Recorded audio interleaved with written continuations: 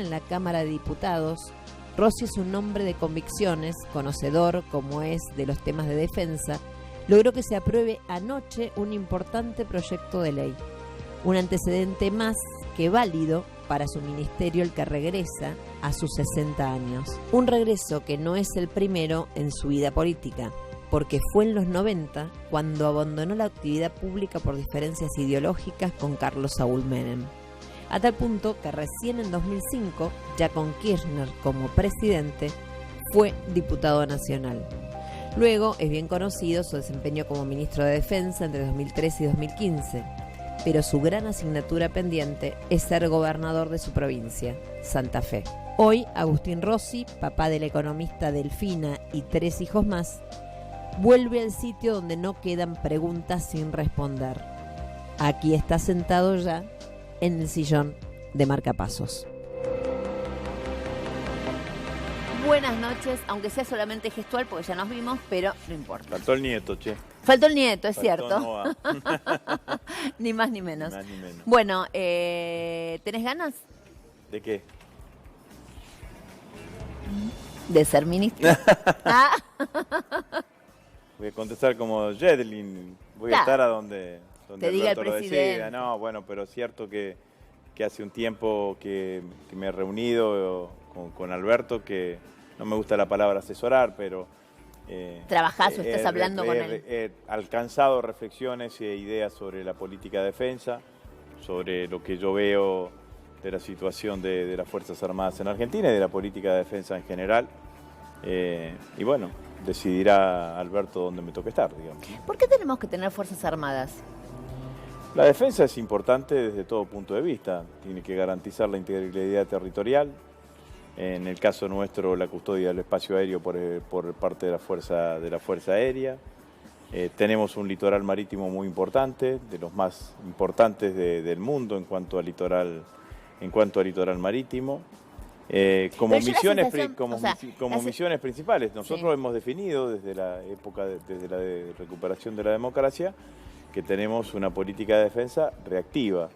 Es decir, nuestro instrumento militar solamente reacciona ante una agresión militar estatal externa. Y en el desarrollo del instrumento militar desarrollamos por capacidades. ¿Qué significan capacidades?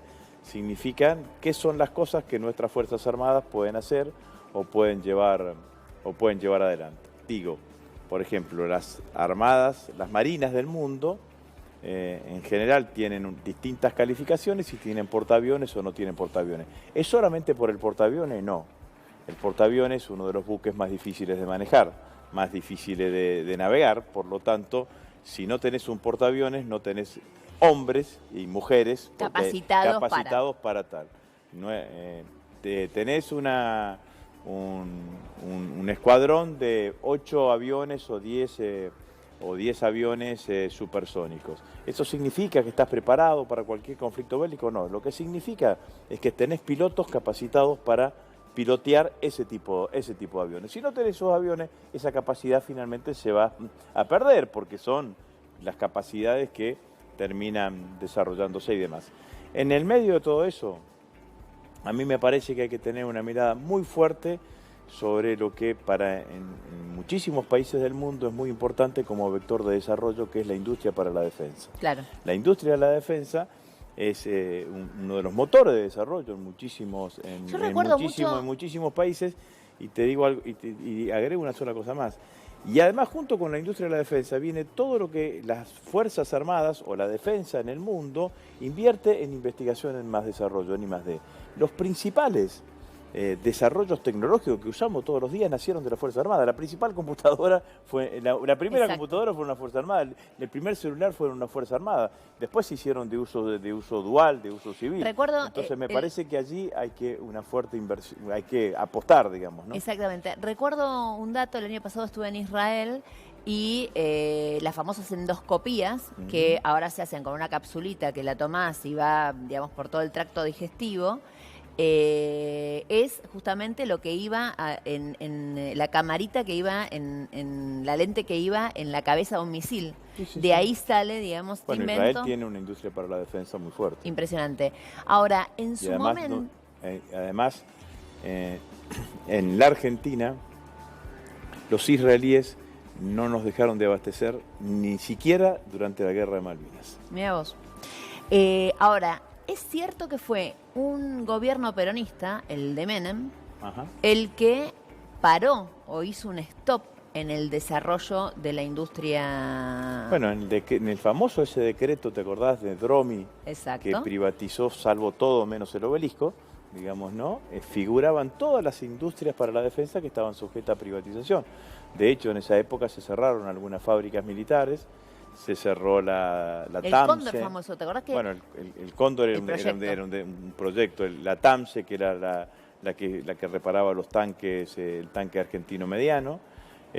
Bueno, fíjate vos, en la anterior gestión nuestra nosotros abrimos, junto con Santiago Rodríguez, que era el director de fabricaciones militares, una primera fábrica militar después de muchísimos años, que fue una fábrica militar en Hachal, que se fabrican explosivos destinados a la industria minera. Claro. Entonces, claramente, por ejemplo, todos los explosivos que hoy se utilizan para la industria petrolera en general son importados.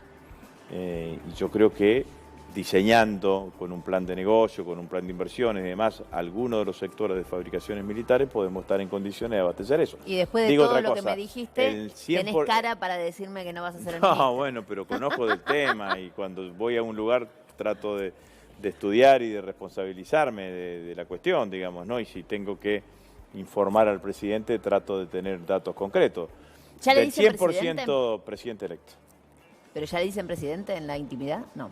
Sí, o Alberto. Él se siente muy cómodo con lo de Alberto, digamos, ¿no? Pero sí, sobre todo con terceros. Cuando hay terceros, ya presidente. O cuando hablas de... qué sé yo, más o menos. Vos fuiste uno de los que quedó en la grilla de largada. O sea, estabas de candidato a presidente, sí. Algunos hablaban también de Felipe Solá, sí. Etcétera, etcétera. Y terminó siendo él. Sí. Cuando se sientan o cuando están, digamos, reunidos en estos días, que deben estar llenos de reuniones, sí. Armando, digamos, los equipos, me imagino, ¿no? A full. De hecho, iba a ir a Europa y terminó Alberto decidiendo quedarse. Él escucha, baja línea, ¿qué hace? Yo en las reuniones que he tenido con él escucha mucho. Escucha, interactúa. ¿Te dijo, por ejemplo, qué quiere el Ministerio de Defensa? No, estuvimos charlando justamente esta idea de la industria para la defensa. Me habló muchísimo de la ciberdefensa. Tiene una idea muy clara de que la cuestión de ciberdefensa y de ciberseguridad no solamente tiene que estar destinada a la protección de aquellos activos que sean de las Fuerzas Armadas, sino a una definición previa que son los activos estratégicos de la Argentina, digamos, ¿no? Por ejemplo, las centrales nucleares, las centrales eléctricas.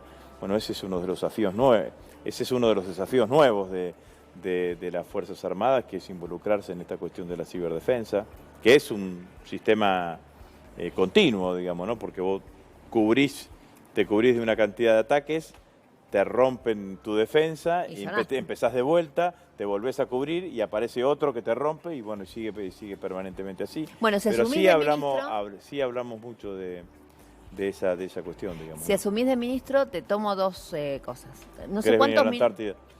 Eso te lo pedí ya la otra vez y no lo cumpliste. Así que solo tenés que asumir para llevarme a la Antártida. Bueno. Exacto. Pero pero tenés que ir urgente nuevamente a Israel, porque todo lo que tiene que ver con nunca a Israel. Acá está, señor embajador, ya sabe la invitación que tiene que hacer. No fui nunca a Israel, pero no por nada, pero sí, nosotros teníamos un convenio. Hay un lugar que se llama Beersheba. Dos convenios, teníamos varios convenios con la industria israelí de la defensa. Uno era la actualización, un sistema de actualización de los tanques que tenemos, que fundamentalmente era pasar el sistema analógico al sistema digital, toda la torre de tiro que tienen los tanques, que el gobierno actual los discontinuó, o sea que no se llevó adelante. Y la otra era una remotorización de unos aviones Pucará, que son aviones argentinos de hace muchísimo tiempo, pero que pensábamos que lo iba a poder remotorizar. ¿La famosa radarización de la frontera?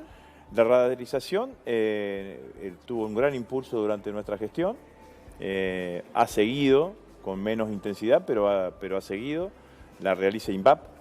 Eso fue una decisión estratégica de Néstor Kirchner. Néstor Kirchner en el año 2005 creó, 2005, sí, o 2004, creó un programa que se llamaba Símbica. Alberto era jefe de gabinete. Sistema Nacional de Vigilancia y Control Aeroespacial. Y cuando todo el mundo venía con una valijita y le decía, compremos radares en Israel, compremos radares en Francia y demás, él dijo, lo vamos a fabricar en la Argentina y los construimos en la Argentina, en INVAP. En ese momento, para que tengamos dimensión, había solamente 4 aeropuertos que tenían radares. 4 aeropuertos que tenían radares. Y hoy hay más de 26, 28 aeropuertos que tienen radares y tenemos en la frontera norte radares de defensa. Agustín, ¿se puede decir que quizá te llevan a defensa porque vos sabés mucho del tema y porque te interesa y porque te preparaste, o porque necesitaban tu lugar para dárselo a Máximo Kirchner? No, eso no existe. Esa segunda posibilidad.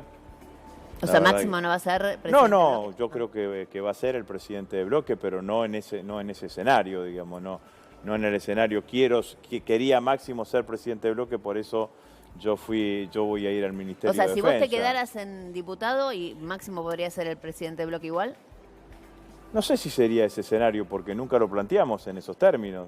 Digamos, se empezó a hablar de la posibilidad de Máximo presidente del bloque en la medida que se empezó a hablar de mi posibilidad de que yo vaya al Ministerio de Defensa. Yo creo que va a ser un excelente presidente de bloque, pero lo que estoy seguro es que si no se hubiese hablado de la posibilidad de que yo vaya al Ministerio de Defensa, no hubiese habido cambio en el bloque. Ah, bueno, mirá vos, le dabas pelea a Máximo, ¿no? No, es que no se hubiese planteado la discusión. Esto es lo que quiero decir. No se hubiese planteado el debate en esos términos. Me parece que... estoy convencido que es así porque lo he charlado. Tengo una excelente relación, una relación mucho más cercana de lo que muchos creen con Máximo, obviamente, que la cercanía de estos 2 años de trabajo en la Cámara. Definímelo. Es un dirigente político con toda la potencialidad, tiene mucho de Néstor, escucha mucho, observa mucho. Néstor era un gran observador de lo que pasaba y estoy convencido que va a ser un excelente presidente de bloque. ¿50 de mamá y 50 de papá o 70 de papá, 30 de mamá? Es muy difícil definir Pero a vos, eso, cuando digamos, hablas ¿no? con él de política, ¿a quién te hace acordar? No, tiene cosas exactamente de los dos, digamos, ¿no?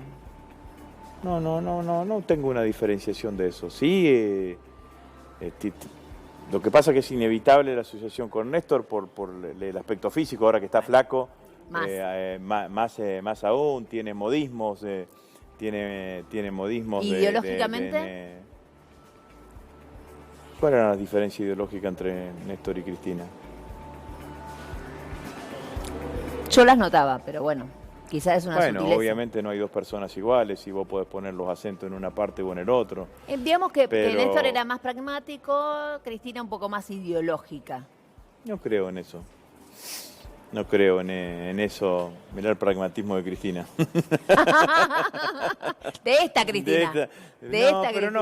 No creo en eso. Creo que además les tocó a ambos. Si hubiera sido un poquito más pragmática de presidenta, quizá. Ambos gobernar en momentos distintos y se tomaron decisiones distintas en distintos momentos. El proceso de evolución de una gestión va generando toma de decisiones que a veces en un primer momento crees que están más lejos y que después se presentan la oportunidad de tomarlas. No, pero yo no he visto eso. Sí creo, y repito, va a ser un gran presidente de bloque Máximo. A simple vista, y para aquellos que quizá no conocen tan de cerca, ¿no? El armado del nuevo gobierno, Cristina en el Senado, Máximo presidente de bloque, parece un poco mucho. Digamos, obviamente digo yo a quienes no lo conocen más, porque obviamente que Máximo puertas adentro es jefe, pero ¿por qué no lo nombraste a Sergio, presidente de la Cámara? ¿O por qué hoy leí, yo no estoy en la cuestión del Senado, que José Mayán, que José Mayán va a ser presidente del bloque de senadores? Yo digo, analicemos por parte. Bloque de Cámara de Diputados. Es absolutamente lógico y razonable que si el presidente de la Cámara, como se dice, va a ser Sergio. Digo esto porque tiene que haber una reunión formal de los diputados que lo nombren. Pero va a ser Sergio, que es del Frente Renovador. Es absolutamente irrazonable que el presidente del bloque sea un hombre o una mujer que provenga del Frente para la Victoria. Nadie puede discutir la relevancia que tiene Máximo como dirigente del Frente para la Victoria, lidera una de las organizaciones más importantes que es la Cámpora, además. Ahora, o sea que esto me parece que es absolutamente así. Yo la verdad que me parece bien, me parece además me parece muy bueno. A mí lo que me parece es que tiene que dar la cara en algún momento, si vas a ser presidente del bloque, me lo tenés que traer acá. Bueno, pero, sí, también puedo laburar de productor tuyo. Dale, buenísimo, me parece genial. Te vas a divertir más que con Alberto. No, seguro. Sí, pero digo, más allá de todo esto, hay algo que sí a mí me empieza como a inquietar. El peronismo llega al poder claramente después de una unificación que costó un montón y que tuvo un montón de personajes que claramente se dieron lugares. Sí. Vos, entre otros, y muchos otros. Ahora, cuando ya tienen el poder, la unificación de más, por ejemplo, este esfuerzo porque sea un solo bloque de Senado, un solo bloque de diputados, a mí me saca un poquito los pelos. Me da así como esa cosita de empiezo a temerle a la masificación del peronismo. Es una apreciación personal, digamos, pero... Puede ser, y es cierto que también uno tampoco hubiese desentonado la idea de decir, bueno, somos una coalición, hagamos un interbloque. Claro. Me parece que lo que se privilegia es la fortaleza que te da un bloque único. La fortaleza a la hora de los bloques parlamentarios van a ser los sostenes, las patas parlamentarias, los sostenes legislativos del gobierno. En la Cámara de Diputados tenemos una representación muy pareja, digamos, ¿no? entre nosotros y Cambiemos. Yo creo que es una Cámara en donde creo que 9 de cada 10 legisladores pertenecen al Frente de Todos o pertenecen a Cambiemos, o sea que los terceros y cuartos en disputa quedan muy pequeños, digamos, ¿no? Quedan con muy poco volumen. Entonces me parece que se privilegia esa situación. Ahora, seguramente va a ser un bloque. Yo he presidido bloques de esas características, sobre todo me acuerdo. ¿Cuántos son ustedes? 2007, ¿Cuántos van a ser? 110. 110 va a ser un bloque en donde va a haber posiciones distintas y va a haber que gestionar internamente ese bloque con muchísima intensidad. No significa que se pierdan ni las pertenencias previas ni nada que se le parezca, digamos, ¿no? Bueno, qué necesidad. Ya volvemos, tenemos otras cosas para hablar porque se viene, por ejemplo, quién va a ser ministro de Economía, quiénes van a ocupar las otras carteras, qué es lo que están buscando justamente en un momento muy arduo que es buscar, hoy tenemos la tapa de BAE, es el yenga de la deuda externa en la cabeza, obviamente, de Alberto Fernández. No se vayan, no se...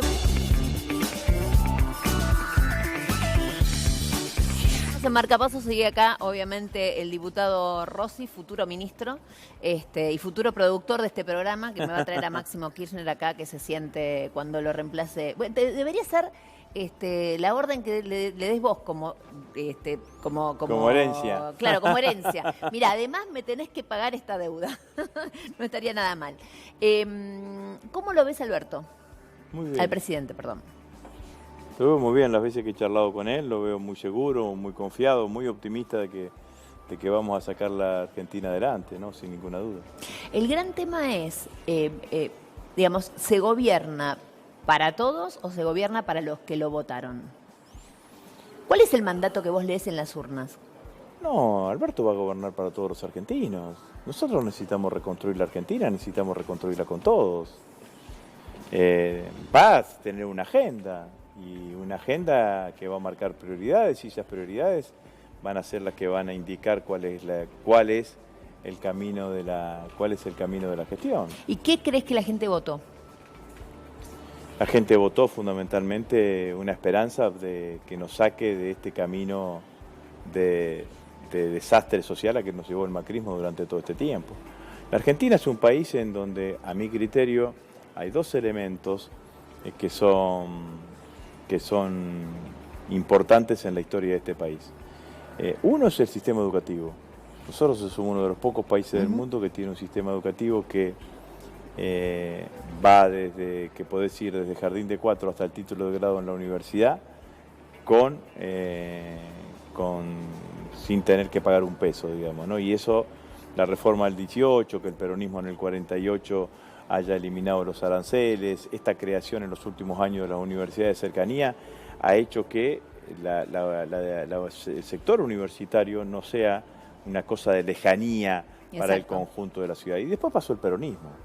Y el peronismo dejó una protección al derecho del trabajo y dejó sindicatos que entre las dos cosas combinadas, el sistema educativo y el peronismo y la protección al mundo del trabajo y demás, hacen que la cultura de movilidad social ascendente, el sentido aspiracional... Como imaginario es muy presente. En la realidad... Está muy presente. Y cuando la sociedad siente que hay políticas que lo que te hacen es retroceder en ese sentido, y que no solamente retrocedes un día o un mes, sino que todos los días sentís que estás un poquito peor, bueno, se genera la reacción que se generó en las elecciones del 2015. del 27 de octubre, que terminó generando un triunfo electoral enorme para Alberto. Ahora bien, digamos, muchos dicen que con el nivel de pauperización en el que terminamos durante este año, con los índices de pobreza, con la inflación, con el cepo cambiario, que la verdad que es impresionante, digamos, Macri termina con un cepo peor que el que dejó Cristina, etcétera, etcétera, nadie puede creer que igualmente Macri siga sosteniendo un 40%, que es un 40% antiperonista y gorila, es un 40% que cuando vio que ustedes habían ganado por tanto, digo, cuidado. ¿Qué dice ese 40%? Ahí yo creo que hay varias reflexiones para hacer primero.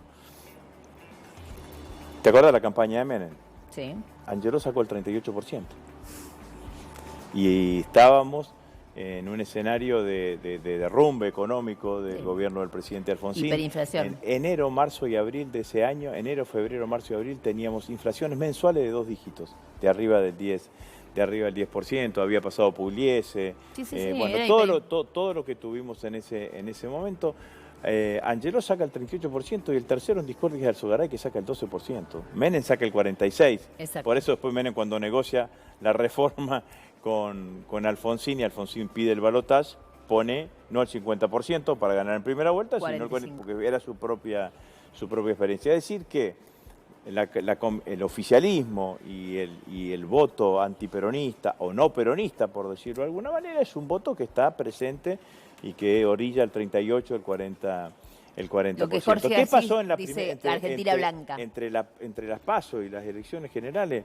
Bueno, ahí me parece que hay hay dos explicaciones. Hay una caída notable de Roberto Labaña, de más de 1,5 millones de votos que pierde entre las PASO y las generales, y después se da un fenómeno que es el nuevo votante, el votante que no va a votar a las PASO, el ciudadano, pero que sí va a votar en las elecciones generales. Ese nuevo votante, el votante que va a votar en las elecciones en las elecciones generales, en general es un ciudadano no contento con la política, más ligado a la antipolítica, más quejoso, esta idea de que yo me resuelvo todo por mí mismo y demás. Y a mí me parece que el discurso de la derecha es más atractivo que un discurso como el nuestro, más fortalecido en la política, reivindicación de la militancia y una cantidad de cuestiones.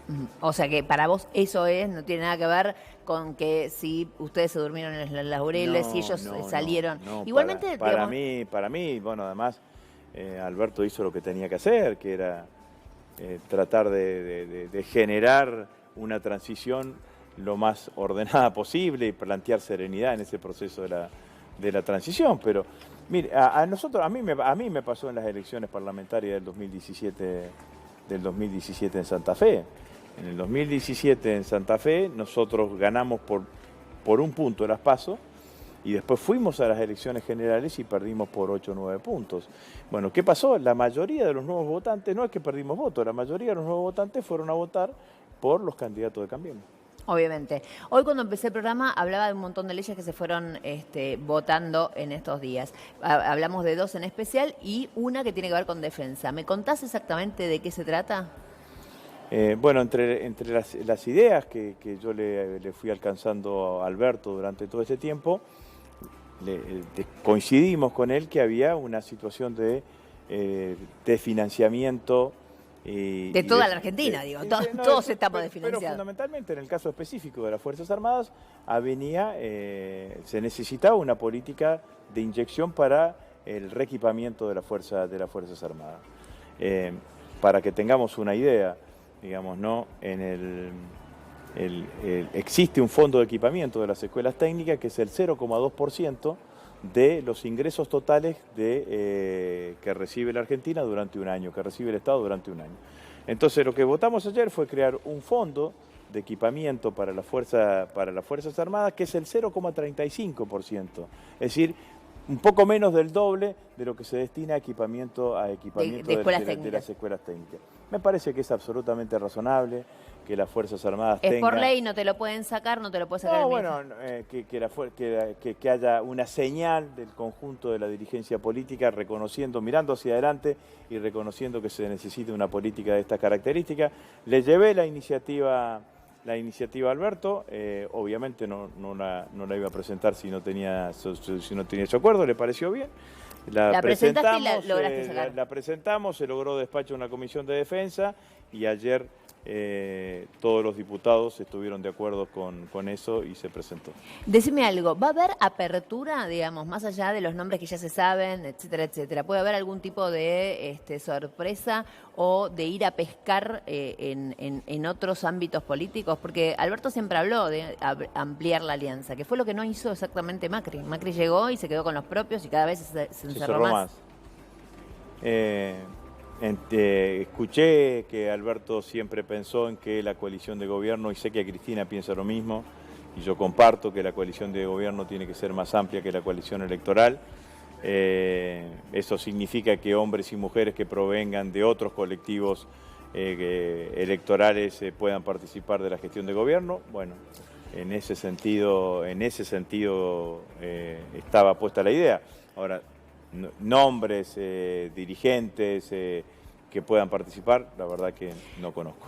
Y decime algo, ayer justamente con ese aplauso masivo a Emilio Monzó, después en las redes sociales vi mucho ultra kirchnerista puteando a los que habían aplaudido, ¿no?